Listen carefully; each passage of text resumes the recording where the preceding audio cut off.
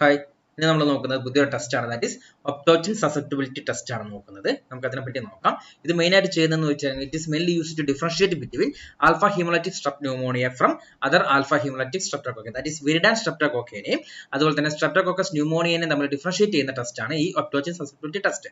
ഇതിനകത്ത് strep pneumonia എന്തായിരിക്കും? ഈ ഒപ്ടോച്ചിൻ സസെപ്റ്റബിലിറ്റി ടെസ്റ്റ് പോസിറ്റീവ് ആയി മീൻസ് സെൻസിറ്റീവ് ആയിരിക്കും.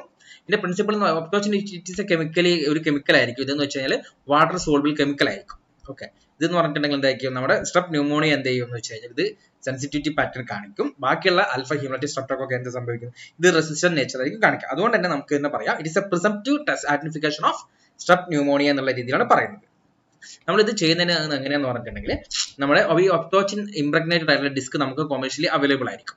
നമ്മൾ എന്ത് ചെയ്യുന്നു പറഞ്ഞിട്ടുണ്ടെങ്കിൽ നമ്മുടെ ബ്ലഡ് അഗാർ പ്ലേറ്റിനകത്തിട്ട് ഒരു ലോൺ കൾച്ചർ പ്രിപ്പയർ ചെയ്യും. എന്നിട്ട് അതിൻ്റെ അകത്തിട്ട് നമ്മൾ എന്ത് ചെയ്യും?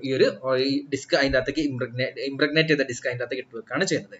ദെൻ എന്ത് സംഭവിക്കുന്നു? ആഫ്റ്റർ ഓവർനൈറ്റ് ഇൻക്യുബേഷൻ നമ്മൾ ഇതിന്റെ സെൻസിറ്റിവിറ്റി പാറ്റേൺ മെഷർ ചെയ്യുകയാണ് ചെയ്യുന്നത്.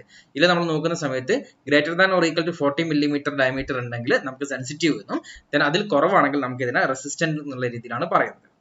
ഇതിന്റെ പ്രൊസീജിയർ നോക്കുന്നത് ഇത് നമുക്ക് രണ്ട് രീതിയിൽ ചെയ്യാം. ഒന്നെങ്കിൽ നമ്മൾ നമ്മൾ നോർമൽ പ്യൂർ കൾച്ചർ ചെയ്തിട്ട് ചെയ്യാം, അല്ലെങ്കിൽ നമുക്ക് ഡയറക്റ്റ് സാമ്പിളിൽ നിന്നും വേണമെങ്കിൽ എടുത്ത് ചെയ്യാവുന്നതാണ്. നമ്മൾ നോക്കുന്ന സമയത്ത് നമ്മൾ മെയിൻ ആയിട്ട് ചെയ്യുന്നതെന്ന് പറഞ്ഞിട്ടുണ്ടെങ്കിൽ എന്ത് ചെയ്യും? ആദ്യം നമ്മൾ ഒരു വയർ ലൂപ്പ് വെച്ചിട്ട് നമ്മൾ കോളനീനെ ഇനോക്കുലേഷൻ ചെയ്ത് വെക്കുക. ദെൻ എന്ത് ചെയ്യുക? അതിൻ്റെ അകത്തോട്ട് നമ്മൾ സ്റ്റെറൈൽ ആയിട്ടുള്ള ഫോസപ്സ് അല്ലെങ്കിൽ സ്റ്റെറൈൽ നീഡിൽ വെച്ചിട്ട് നമ്മൾ ഈ ഒരു ഒപ്ടോച്ചിൻ ഡിസ്കിനെ അതിൻ്റെ അകത്തേക്ക് ഇൻട്രൊഡ്യൂസ് ചെയ്യാം. ഇതിന്റെ ജസ്റ്റ് ഒന്ന് നല്ലപോലെ പ്രസ് ചെയ്ത് കൊടുക്കുക, കാരണം നല്ല ഫേമിലി അഡ്ഹഷന് വേണ്ടിയിട്ടാണ് ചെയ്തത്. ദെൻ അതിനുശേഷം ഇതിനെ നമ്മൾ നേരെ ഇൻക്യുബേറ്ററിലേക്ക് എടുത്ത് വെക്കാം. ഇവിടെ ശ്രദ്ധിക്കേണ്ട കാര്യം എന്ന് പറഞ്ഞിട്ടുണ്ടെങ്കിൽ നമ്മൾ മെയിൻ ആയിട്ട് സസ്പെക്ട് ചെയ്യുന്ന സ്ട്രെപ് ന്യൂമോണിയയുടെ കേസിലാണ് ഇത് ചെയ്യുന്നത് അല്ലെ. ഈ സ്ട്രെപ് ന്യൂമോണിയയുടെ ഒപ്റ്റിമൽ ഗ്രോത്തിന് വേണ്ടിയിട്ട് നമ്മൾ 37 ഡിഗ്രി സെൽഷ്യസ് ഇൻക്യുബേറ്ററിൽ വെക്കുന്ന സമയത്ത് 5 to 10% കാർബൺ ഡൈ ഓക്സൈഡും കൂടി നമ്മൾ എക്സ്ട്രാ പ്രൊവൈഡ് ചെയ്യണം. എന്നാൽ മാത്രമേ ഉള്ളൂ നല്ല ഒപ്റ്റിമൽ ഗ്രോത്ത് കിട്ടത്തുള്ളൂ. നമ്മൾ ആഫ്റ്റർ ആ ഒരു കണ്ടീഷൻ കൊടുത്തിട്ട് നമ്മൾ 24 hour ഇൻക്യുബേഷൻ വെക്കുന്നു. ആഫ്റ്റർ 24 hour ഇൻക്യുബേഷൻ നമ്മൾ ആ പ്ലേറ്റ് എടുത്തിട്ട് നമ്മൾ അതിന്റെ സോൺ ഓഫ് ഇൻഹിബിഷൻ നോക്കുകയാണ് ചെയ്യുന്നത്. ഇതിന്റെ റിസൾട്ട് നോക്കുന്ന സമയത്ത് എന്ന് പറഞ്ഞാൽ zone of inhibition greater than or equal to 40 millimetre ആണെങ്കിൽ നമുക്ക് അതിനെ എന്തെന്ന് പറയാം? ഓർഗാനിസം സെൻസിറ്റീവ് ആണ്. That is maybe Streptococcus pneumoniae എന്നുള്ള രീതിയിൽ പറയാം. ഇനി അതേസമയത്ത് ഒപ്ടോച്ചിൻ റെസിസ്റ്റന്റ് ആണെങ്കിൽ എന്ത് ചെയ്യും? നോട്ട് സോൺ ഓഫ് ഇൻഹിബിഷൻ ആയിരിക്കും. ഇപ്പൊ നമ്മൾ നോക്കുന്ന സമയത്ത് zone size less than 40 millimetre ആണെങ്കിൽ നമുക്ക് പറയാം എന്താണ് ഇത് സ്ട്രെപ് ന്യൂമോണിയ അല്ല എന്ന് പറയാം, ബാക്കിയുള്ള വിരിഡാൻ സ്ട്രെപ്റ്റോകോക്ക എന്ന് പറയാം. അതിന് നമ്മൾ കൺഫേം ചെയ്യണമെന്നുണ്ടെങ്കിൽ ബൈൽ സോളിബിലിറ്റി ടെസ്റ്റും സിറോളജിക്കൽ എക്സാമിനേഷൻ ഒക്കെ ചെയ്തിട്ട് നമുക്ക് അത് ഏത് ഗ്രൂപ്പാന്നുള്ളത് നമുക്ക് കൺഫേം ചെയ്യാവുന്നതാണ്. ഇതായിരിക്കും ബൈൽ സോളിബിലിറ്റി ഒപ്ടോച്ചിൻ സസെപ്റ്റബിലിറ്റി ടെസ്റ്റിന്റെ ഇമേജസ് ആണ്. ഇത് റെസിസ്റ്റന്റ് ആയിരിക്കും, ദാറ്റ് ഈസ് സ്ട്രെപ് വിരിഡാൻ സ്ട്രെപ്റ്റോകോക്ക ആയിരിക്കും. ഇതെന്തായിരിക്കും? പോസിറ്റീവ് ആയിരിക്കും. This ഒപ്ടോച്ചിൻ സസെപ്റ്റബിലിറ്റി പോസിറ്റീവ് ആയിരിക്കും.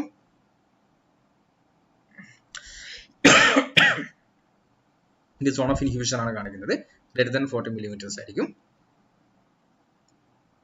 ഇതിന്റെ മെയിൻ ലിമിറ്റേഷൻ എന്ന് പറഞ്ഞിട്ടുണ്ടെങ്കിൽ ഇത് നമുക്ക് എന്ത് വേണം? നമുക്കറിയാം സ്ട്രെപ് ന്യൂമോണിയ ആണ്, അതുകൊണ്ട് തന്നെ എന്ത് വേണം? ഇതിന് കാർബൺ ഡൈ ഓക്സൈഡ് എൻറിച്ച്ഡ് ആയിട്ടുള്ള എൻവയോൺമെന്റ് നമ്മൾ പ്രൊവൈഡ് ചെയ്യണം.